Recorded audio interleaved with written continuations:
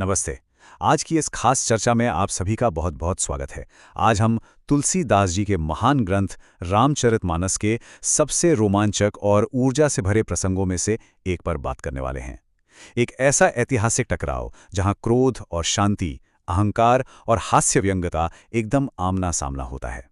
जी हाँ, हम बात कर रहे हैं मशहूर राम लक्ष्मण परशुराम संवाद की। तो आइए इस महाकाव्य के दृश्यों को और इसके गहरे अर्थों को एक-एक करके समझते हैं। आने वाली बोर्ड परीक्षाओं और साहित्यिक समझ के लिए इस पूरे अध्याय की गहराई में जाना बहुत जरूरी है। आज हम इस पूरी कहानी को 6 अहम हिस्सों में समझने वाले हैं। पहला, शिव धनुष का टूटना। दूसरा, परशुराम का भयंकर क्रोध। तीसरा, लक्ष्मण का तीखा व्यंग। चौथा, विश्वामित्र की गुप्त मुस्कान। पांचवा, श्री राम के शांत वचन। और अंत में छठा, इस पूरे प्रसंग का मुख्य संदेश। तो चलिए सबसे पहले बात करते हैं भाग 1 की, शिव धनुष का टूटना। कहानी की शुरुआत होती है सीता स्वयंवर से। ये वो पल है जिसने पूरे ब्रह्मांड में हलचल मचा दी थी। एक ऐसा दिव्य शिव धनुष जिसे हिला पाना भी असंभव माना जाता था, उसे श्री राम ने बड़ी आसानी से उठाया और जैसे ही उस पर प्रत्यंचा चढ़ाई, वो टूट गया। उसकी भयंकर गर्जना से 10 दिशाएं कांप उठी। अब जरा सोचिए, शिव धनुष टूटने पर आखिर हुआ क्या? मतलब आवाज इतनी जोरदार थी कि इस एक घटना ने तुरंत भगवान शिव के परम भक्त मुनि परशुराम को बेहद क्रोधित अवस्था में राजा जनक की राजसभा में खींच लिया। वो बस ये जानना चाहते थे कि उनके परमाराध्य भगवान शिव का धनुष आखिर तोड़ा किसने है। जैसे ही परशुराम जी गुस्से में तमतमाते हुए सभा में आते हैं, पूरा माहौल एकदम तनावपूर्ण हो जाता है। उस भारी टेंशन को कम करने के लिए श्री राम आगे आते हैं। वो अत्यंत विनम्रता के साथ कहते हैं, नाथ, शिव धनुष को तोड़ने वाला आपका ही कोई एक दास होगा। श्री राम पूरी तरह से खुद को मुनि के सेवक के रूप में प्रस्तुत करते हैं ताकि स्थिति संभल जाए। लेकिन क्या परशुराम जी शांत हुए? बिल्कुल नहीं। उन्होंने श्री राम की विनम्रता को सिरे से खारिज कर दिया। उन्होंने गुस्से में उफनते हुए कहा, सहस बाहु सम सो रिपु मोरा। इसका मतलब है कि जिसने भी ये शिव धनुष तोड़ा है वो कोई सेवक हो ही नहीं सकता। वो तो सहस्र बाहु के समान मेरा घोर शत्रु है। और उन्होंने साफ चेतावनी दे दी कि वो व्यक्ति तुरंत सभा से अलग हो जाए, वरना वहां मौजूद सारे के सारे राजा मारे जाएंगे। परीक्षा के दृष्टिकोण से ये जानना बहुत जरूरी है कि ये सहस्त्रबाहु आखिर था कौन।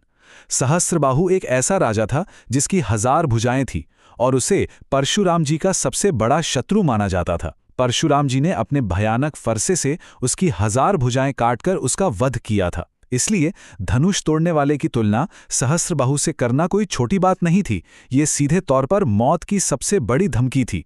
और यहीं से शुरुआत होती है हमारी भाग 2 की, परशुराम का भयंकर क्रोध। इस हिस्से में परशुराम जी का अहंकार और उनका गुस्सा पूरी तरह से खुलकर सामने आता है। वो पूरी राजसभा के सामने अपनी शक्तियों और अपने खौफनाक इतिहास का बखान करना शुरू कर देते हैं। इस कहानी में अगर कोई अग्नि या आग वाला तत्व है तो वो यही है। परशुराम जी क्रोध की धधकती आग बने हुए हैं। वो दावा करते हैं कि उन्होंने अपने बाहुबल से इस पृथ्वी को 1-2 बार नहीं बल्कि कई बार क्षत्रिय राजाओं से खाली कर दिया है और उसे जीतकर ब्राह्मणों को दान में दे दिया है। और सबसे डरावनी बात, वो अपने फरसे की ओर इशारा करते हुए कहते हैं कि ये हथियार इतना भयानक है कि इसकी गर्जना सुनकर ही गर्भवती स्त्रियों का गर्भपात हो जाता है। यहाँ एक बहुत ही खास अवधि शब्द सामने आता है जिसे याद रखना चाहिए, भृगुकुल केतु। इसका सीधा सा अर्थ है भृगुवंश का ध्वज या पताका। ये शब्द परशुराम जी के लिए इस्तेमाल हुआ है। ये दिखाता है कि उनका अपने कुल, अपने वंश और अपने ब्राह्मण होने पर कितना गहरा अभिमान था। और सच कहें तो यही अटूट अभिमान उनके इस भयंकर क्रोध का मुख्य कारण भी बन रहा था। चलिए अब आते हैं भाग 3 पर, लक्ष्मण का तीखा व्यंग्य। अब इस पूरी चर्चा में एक नया और बहुत ही दिलचस्प मोड़ आता है। प्रवेश होता है लक्ष्मण जी का। अगर परशुराम जी क्रोध की अग्नि है तो लक्ष्मण जी के शब्द उस आग में घी का काम करते हैं। यहां से जो तीखी बहस शुरू होती है ना, वो इस पूरे प्रसंग का सबसे रोचक हिस्सा है। यहां हमें एक बहुत ही स्पष्ट तुलना देखने को मिलती है। एक तरफ तो परशुराम जी हैं जो लगातार सम्मान की मांग कर रहे हैं, अपनी शक्तियों की डींगें हाँक रहे हैं और मौत की धमकियां दे रहे हैं। और दूसरी तरफ है लक्ष्मण जी जो एकदम निडर होकर मुस्कुराते हुए उनका उपहास कर रहे हैं। लक्ष्मण जी के तर्क मुनि के अहंकार पर सीधी चोट कर रहे थे। लक्ष्मण जी के व्यंग वाकई कमाल के हैं और इन्हें तो जरूर याद रखना चाहिए। वो कहते हैं, अरे मुनि, बचपन में तो हमने ऐसे कई धनुष तोड़ डाले, तब तो किसी ने कभी ऐसा गुस्सा नहीं किया। फिर वो परशुराम जी के बार बार फरसा दिखाने पर तंज कसते हैं। ऐसा लगता है आप फूंक मारकर पहाड़ उड़ाना चाहते हैं। और उनका सबसे बड़ा तंज, यहाँ कोई कुम्हाड़ बतिया यानी सीताफल का छोटा सा फल या छुई मुई नहीं है जो आपकी तर्जनी उंगली देखते ही मुरझा जाएगा। ये हाजिर जवाबी और निडरता का बेजोड़ उदाहरण है। अब नजर डालते हैं भाग 4 पर, विश्वामित्र की गुप्त मुस्कान। इस भारी शोर शराबे और तीखी बहस के बीच जरा एक पल के लिए उनके गुरु विश्वामित्र जी के दृष्टिकोण को देखते हैं। ये इस पूरे प्रसंग का एक बेहतरीन नाटकीय क्षण है जहां हमें असलियत का पता चलता है। इस गर्मा गर्मी में विश्वामित्र जी मुनि की बातों पर मन ही मन हंस रहे हैं।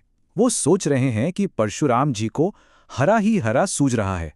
मतलब सावन के अंधे को जैसे सब हरा दिखता है, वैसे ही परशुराम जी ने हर जगह क्षत्रियों को हराया है।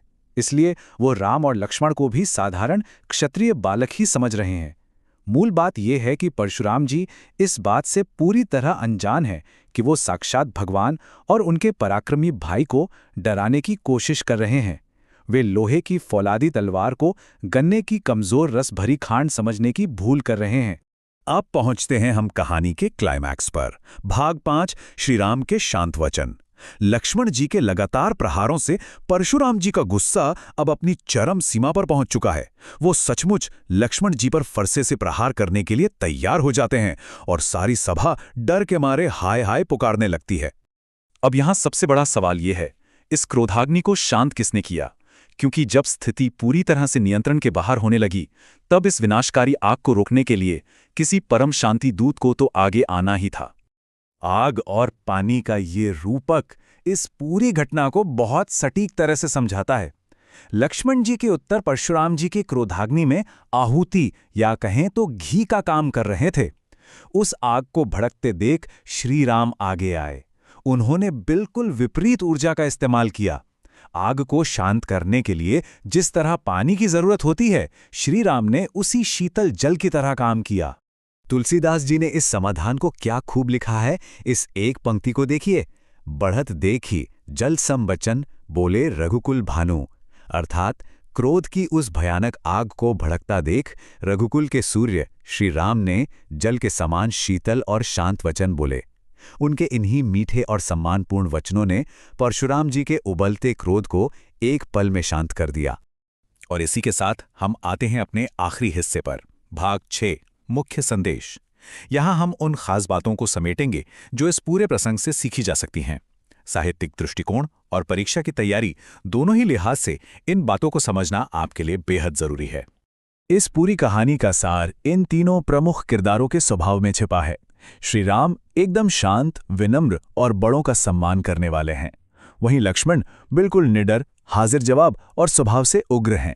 और परशुराम जी, वो अत्यधिक शक्तिशाली तो हैं, लेकिन साथ ही अहंकारी हैं और उन्हें बहुत जल्दी क्रोध आ जाता है। इस अध्याय को पूरी तरह समझने की कुंजी इन तीनों के इसी आपसी व्यवहार को समझना है। तो इस पूरी चर्चा के अंत में एक बहुत ही गहरा सवाल हम सबके सामने आता है। क्या सच्ची शक्ति तेज आवाज, अहंकार और क्रोध में दिखाई देती है, या फिर शांत, विनम्र और अडिग स्वभाव में? इस संवाद ने हमें बहुत ही स्पष्ट रूप से दिखाया कि अंततः विजय विनम्रता और शीतलता की ही होती है। इसी विचार के साथ हमारी आज की ये व्याख्या यहीं समाप्त होती है। ये महाकाव्य और इसके गहरे अर्थ निश्चित रूप से हम सभी को आत्ममंथन के लिए प्रेरित करते हैं। ऐसे ही सीखते रहिए और ज्ञान की इस अद्भुत यात्रा में आगे बढ़ते रहिए।